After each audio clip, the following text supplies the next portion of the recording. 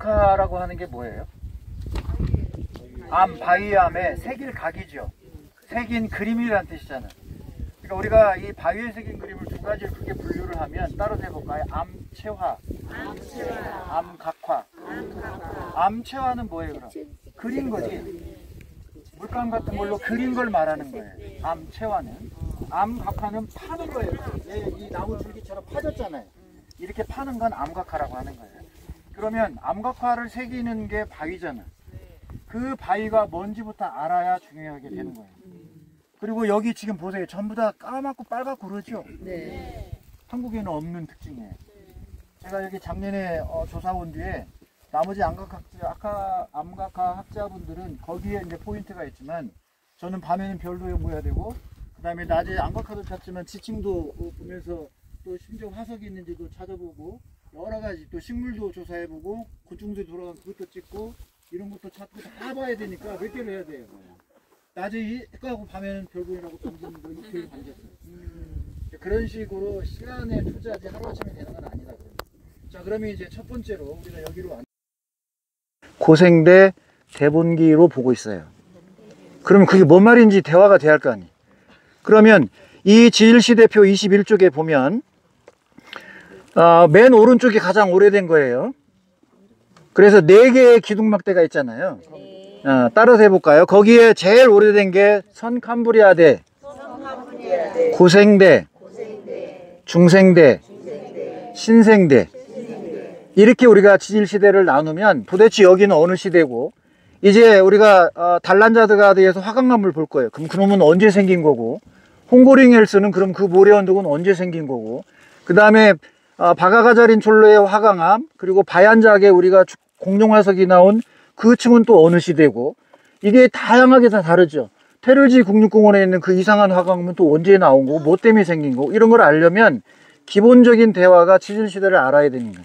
그래서 한 장 넘겨봐요. 이거 어려운 표 말고 우리 거로 보여드릴게요. 23쪽. 23쪽에 보면 이게 우리나라 전체 한반도의 암석의 분포를 지질시대별로 나누는 거예요. 그래서 이 표를 보면 우리 한국은 언제 바다였고, 언제 육지로 바꿨고, 언제 석탄이 생겼고, 언제 삼엽중이 생겼고, 이 장성의 이 화순 탄광은 어느 시대에 생긴 거고, 영월 그 다음에 이 충청북도 단양 이 일대에 있는 석회암은 우리나라 근대화 1등 공신인데 그게 시멘트를 만들었으니까 그거 없었으면 우리 근대화 어려웠을 거예요. 다 수입해야 되니까. 그 녀석은 또 언제 생긴 거고 바다에서 온 거거든요. 이런 거를 이해하려면 이런 지질시대표를 알고 있어야 돼, 기본적으로. 그리고 우리의 변화하고 몽골하고 크게 다르지 않아요. 왜냐하면 몽골과 우리나라는 유라시아판으로 같이 붙어 있는 거예요. 붙은 시기도 이 지구의 판구조 운동 때 같이 움직여서 달라붙으면서 이동해 왔기 때문에 유사하다고 보시면 됩니다. 그러니까 우리나라 한반도가 바다였다면 여기 몽골도 과거에 바다였을 가능성이 있는 거예요. 그렇게 이해를 하시면 되니까. 자, 왼쪽 보세요. 선캄브리아 누대 보이죠? 이 말은 예전에는 그냥 선캄브리아도 이렇게 썼는데 지금 이 선캄브리아라는 말을 잘 안 쓰는데 어쨌든 분류상으로 제일 선캄브리아 누대, 고생대, 중생대, 신생대 이렇게 보이죠? 그러면 선캄브리아 누대는 언제부터 언제까지예요? 46억 년에서 그 다음에 언제까지? 5억 4천만 년 전까지. 이때를 우리가 선캄브리아 누대라고 하는데 화석이 별로 없는, 알 수가 없는, 기록을 별로 찾을 수 없는, 너무 오래되고 변성돼서 다 흔적이 안 남은. 그 다음에 이제 우리가 고생대부터는 현생누대라고 하는데 이때부터는 많이 보이는 거예요.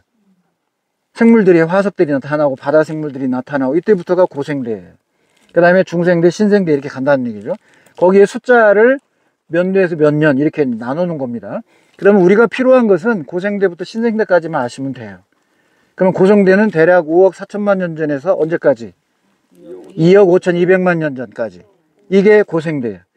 그러면 중생대는 대략 2억 5,200만 년에서 언제까지? 65 써있죠?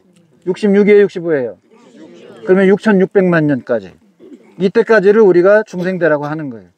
그러면 제주도나 우리의 백두산 화산이나 울릉도 그 다음에 이렇게 생긴 거는 다 신생대 이후 겁니다. 우리 한국에 있는 화산 활동들은. 그렇게 보시면 대략 이해가 돼요. 그래서 여기 지역은 대본기예요. 자, 그럼 한번 따라서 해보겠습니다. 저 봐요, 이제. 캐모실대 석패. 캐모실대 트주백 3사. 이게 고생대부터 신생대까지의 잣이 작은 단위로 쪼갰을 때 이름이에요.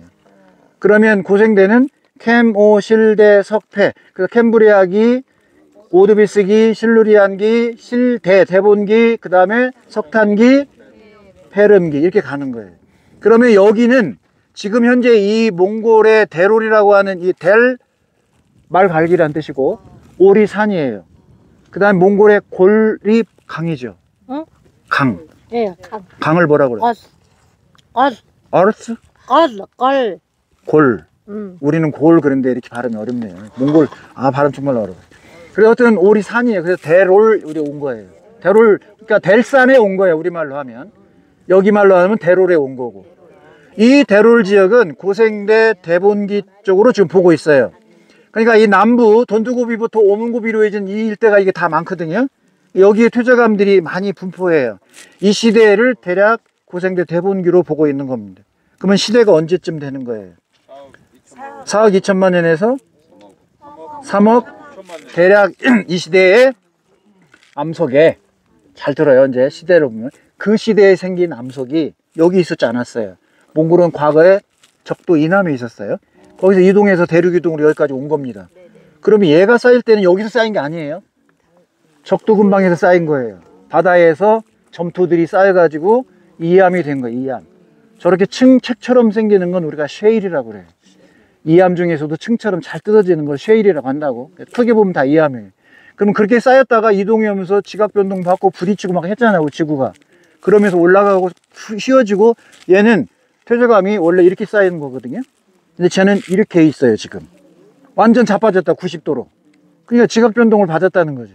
그러면 이때부터는 우리가 이걸 쉐일이라고 하지 않아. 전파남. 흔히 말하면 슬레이트라고 그래요. 영어로는. 그렇게 변해가는 거예요. 그러니까 여기는 전파남지대라고 보시면 돼요. 그냥 크게 하면 퇴적암인데 쉐일이 이렇게 좀 힘을 받았구나. 세워졌으니까.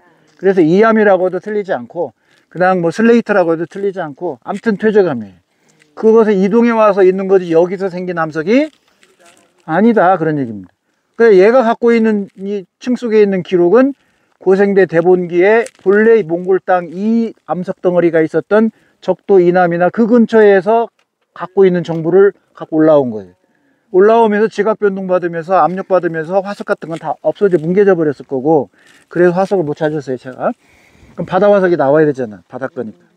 그래서 고생대 대본기에 그 시기에 몽골이 어디에 있는가는 여기다가 제가 조사해 놨어요. 몽골의 지질시대별 위치 위도 어디 이게 다 있단 말이에요. 그거를 참고하시면 돼요. 나중에 꼼꼼하게 공부할 때 이걸 보고 이 시대 몽골은 어디 있었구나. 그래서 계속 보면 몽골이 북상에서 올라와서 여기까지 오면 신생대에 오면 거의 완성이 됩니다. 그 뒤에 여기에서 이제 사막기후로 변경이 된 거죠. 그런 흐름 속에서 안다고 하면 이제부터 저 위로 올라가서 우리가 직접 암석 표면에 있는 암각화를 찾으면서 무엇이고 어떤 양식이고 뭘 담아놨고 뭘 새겼고 이건 뭘 의미하는지 그들의 어떤 문화 양상이나 그들의 이 정신세계 또는 어떤 문화적 이런 습성 이런 것들을 파악하는 게 이제 우리 후대인들이 해야 할 일이다. 자, 그 다음에 한번 보세요. 저 면에 중요한 것이 현장에 가서 이제 설명할 텐데 한반도는 이런 게 없습니다. 쉐일이나 이 전파남층에 이렇게 빨갛게 도배된 이런 암석이 없어요. 여기 이 몽골은 겉에 암석 보고 판단하면 절대 안 돼요. 전부 이게 이 사막기후에 맞춰가지고 쉽게 얘기하면 리스칠 당했어요. 그거를 데저트 바니시라고 그래요. 디저트와 데저트 차이가 뭔지 알죠? 디저트는 뭐예요? 데저트는 돼지는 거예요.